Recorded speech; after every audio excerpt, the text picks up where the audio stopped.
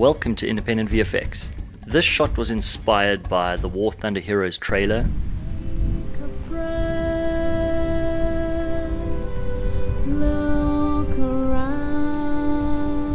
If you haven't seen it, go and check it out, it's really amazing.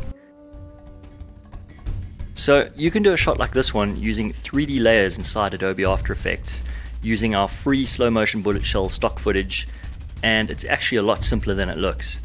Now, rather than going into every step of how I did this shot, I'm going to go through the basic principles of how this was created, because to cover every tiny detail would take forever, and also I found that every time I try and recreate the shot, I end up with a different result, because there's kind of a nice randomness that happens when you rotate and position your shells each time. I decided to add some rain for atmosphere, and also to emphasize the camera move in the slow motion shot.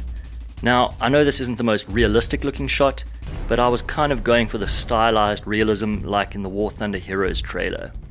Also, it's pretty obvious that the guy in this video isn't getting wet, but I like the shot anyway. So the rain in the real-time shot was created using fractal noise with a directional blur. If you've been following our tutorials, you may have noticed that fractal noise is one of the most versatile effects inside Adobe After Effects, and I use it a lot. Then for the slow motion rain, I used Trapcode Particular with a custom particle.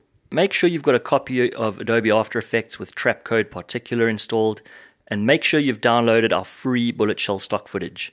What you'll want to do next is film yourself or a friend firing a gun from two different angles, front on and side on. You'll use the front angle to set up the real-time gunfire before cutting to the slow motion side angle.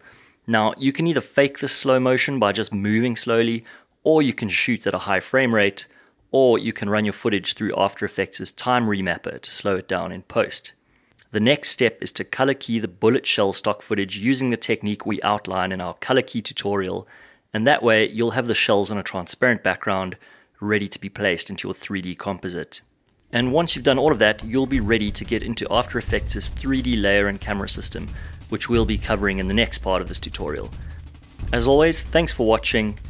Make sure you subscribe so you can stay updated. I'm Scott Newman. Cheers.